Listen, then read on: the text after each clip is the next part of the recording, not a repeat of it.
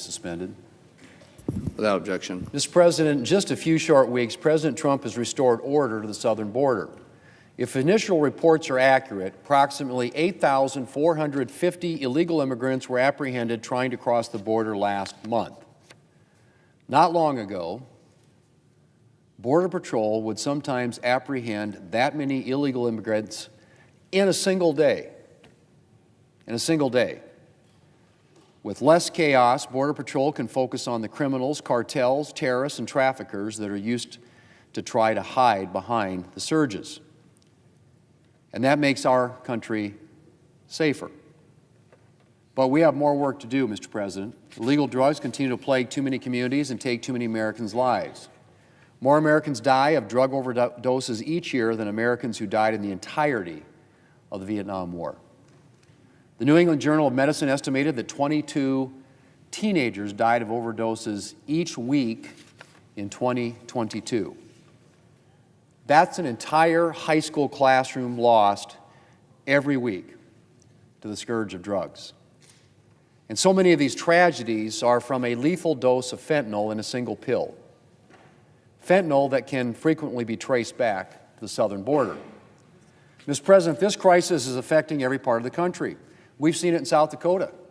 Police in Sioux Falls seized enough fentanyl to kill 2.5 million people last year. Law enforcement reports that the cartels have a presence in our area. And the price of a single pill has dropped from $40 a few years ago to $5 per pill today, largely because of increasing supply. I'm grateful for the men and women in law enforcement and first responders who work every day to save lives. And we need to help them get these drugs off our streets and prevent more overdose deaths. The President is already taking major steps to halt the supply of drugs flowing across our borders. And later today, the Senate will vote to begin consideration of the Halt Fentanyl Act, which will provide law enforcement with a critical tool to combat fentanyl. Until a few years ago, the fentanyl analogs that have killed so many Americans were generally classified as Schedule II substances, meaning they were less tightly regulated and violations carried lighter penalties.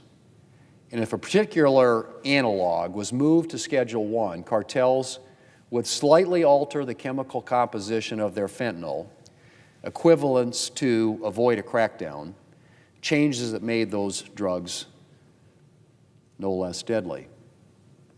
But in 2018, President Trump put a stop to that. All fentanyl analogs were temporarily reclassified as Schedule I drugs, enabling law enforcement to go after the people bringing this poison into our communities. Congress has extended this provision several times because it works, but the most recent extension expires at the end of this month. And it's time that all fentanyl analogs are permanently classified as what they are, the most deadly kind of drugs. Our colleagues, Senator Cassidy, Grassley, and Heinrich, have put forward a bill to do just that, expanding on Senator Johnson's leadership in this area and Senator Graham's good work. The Halt Fentanyl Act would permanently list fentanyl analogs on Schedule I. Doing this will help law enforcement keep pace with the evolving threat, fentanyl, that is driving drug overdoses in our country.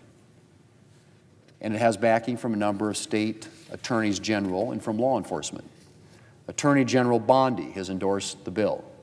And it has bipartisan support here in Congress, including bipartisan co-sponsorship and strong bipartisan votes in both the Senate Judiciary Committee and in the House of Representatives. Mr. President, I'm also proud that this bill has come to the Senate floor through regular order. The Senate Judiciary Committee held a hearing on fentanyl where members heard the heartbreaking stories of lives taken or changed forever by deadly fentanyl analogs. The committee held a markup and reported the bill to the floor by a bipartisan vote of 16-5. And now we're going to have a debate on the bill here on the floor of the United States Senate. And I hope that in the coming days we will have a productive process to make a law that will save American lives. And so, Mr. President, I thank Senators Cassidy, Grassley, and Heinrich for their leadership on this issue, and Senators Johnson and Graham for their work as well. And I'm looking forward to sending the Halt Fentanyl Act to to President Trump's desk soon.